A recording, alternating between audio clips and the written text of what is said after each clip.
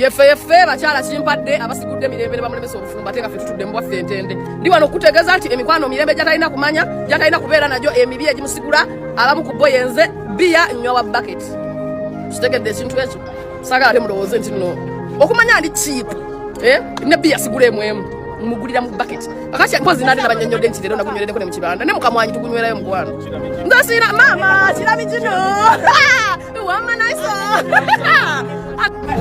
nina wendi waneno mbadde nziza kunywa kabiya kange nensanga abakyala ne baŋŋamba gulo lwaki olwanasambya banno bampeta ne mubuuza walako kukyala kwa Irene nensambya walako kukwanjula okwa Irene nensambya omanyi mubama mizina mwe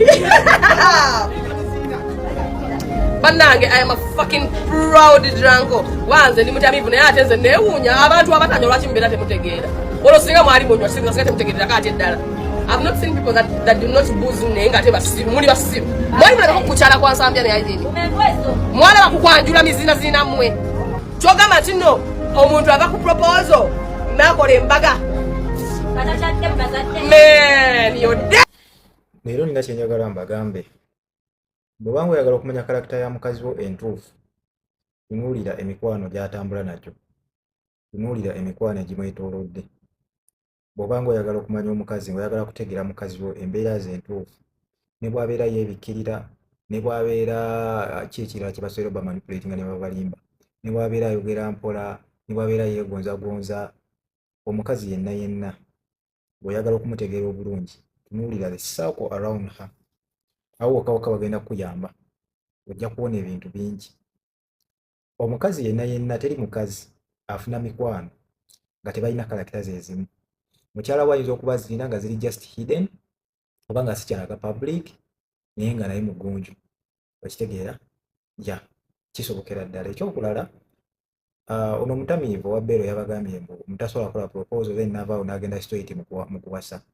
Waliwo kye bayita civil marriage. Civil marriage kyeki? Civil marriage bwe bufumbo bakolera mu kooti oba obwa kooti. Tebwetaaga na kuproposinga, tebwetaaga na kukola ki, tebwetaaga na bazadde. Nammwe ababiri mwekka musobola obukola, gwe n'omwami, omwami n'omukyala. Kitegeera? Ya. Just lwakuba nti omuntu waba atamidde, ebiseera ebisinga abatamiivu baba balowooza nti basinga okutegeera. So tosobola kulizoninga na mutamiivu. Naye nga kino bazaayo ku point enkulu gye mbagamba nti bw'oba oyagala okumanya omukyala, wetegereza emikwano. Ate n'ekirala, waliwo abakazi Katonda bakuyamba n'akujja n'abajja mu bulamu bwo naye ng'ayamba ggwe. Ebiseera ebisinga ffe abasajja twesiba nnyo ku bakazi naye ng'ebuusi Katonda aba alina kyakutaasa nga gwe tokiraba.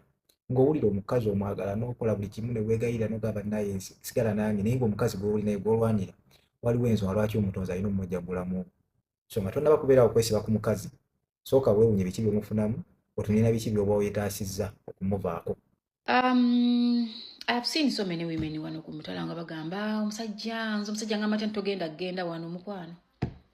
I've always done interviews nenjogera ku kino ekintu nti nga tonnatuuka kukakkanya malala, tonnatuuka kugamba nti omwami agambye don't get married unless ng'ofunye mukwano gwo. Naye ne wanaaba mukwano gwo tewali musajja agenda kwagala mwesa mu maaso mbugo otambule nga tamanyi tomugambye. I've always told women it's not about commanding but it's out of respect and responsibility. You tell this person where you're going. So is a clip I saw ngoli agamba omusajja nga nakyo kugenda gyendaga bakuganye dda n'otuula n'otagenda n'obulwa n'ekyokkola just lwakubanga nti notudda wano ku media ne tuwaga abantu. Marriage is a different institution. Amalala bula biki byonna bireka bweru mu marriage tobitwala. Marriage temanyi class, marriage temanyi level, marriage temanyi sente, because abakazi abasinga sente mu nsi singa obufumbo tebugaana. That's why I've always wanted to say this. Abantu genda nolabanga bagamba era olaba omusajja akuba gundi, olaba omusajja akola kiri. You all perceived that wrong kubanga marriage temanyi kirasi. So okulaba omuntu goloza nti wa kirasi naye nga musiru tategeera, ate golabanga atalina kirasi nga ategeera omusinga.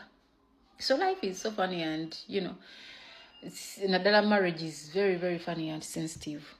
So ndowooza ekyo nkizzemu muganda wange otegedde percentage. So enene bagamba y'abasajja due to Wano tuinewo perfect cruiser talia. Bantu temumanyi mbwalya. Abeera watya. Gahanga. Musoke mungambe narcissist yani? Narcissist. Kati ate abakazi baba narcissist. Wawuliranga you can't fit in the control of your husband. You're a narcissist. Abatandikira ne baga misali. Abatandikira ne baga omusajja akala okunfuga. Omusajja ajagala kuntu. Ngoli mukazi you're a narcissist. Because as a man you should be, as a woman you should be in control of your husband and you should nze bange watambogolera. Ne Bible yaje bateka nga leader. Your man has to lead. Jagala nyo omusajja gwe togeza. Togenda yeyo. Awonenga nze nomnange sasa ntu yakumfuga. Bacha ya mjesi. Mjesi ngubashe this man. The bedding. Is a narcissist. Yagano mutu yeno mufuga chaga.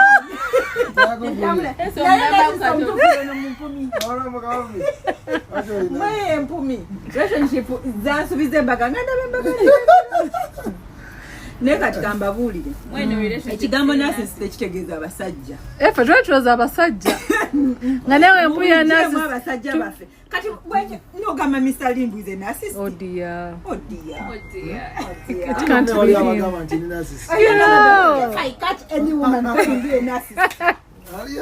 Katikangule narcissist ava kubanga teyagala kuva busonga teya guidingibwa. Okitegeera. Buli kimu nabanga ayagala aberenga right mu nsonga ze kitegeera. Naye nga bambi mulekeraawo. Yana za kubasajja kijja. Kyekyogamba nti that part omusajja walina obeera nga Yes.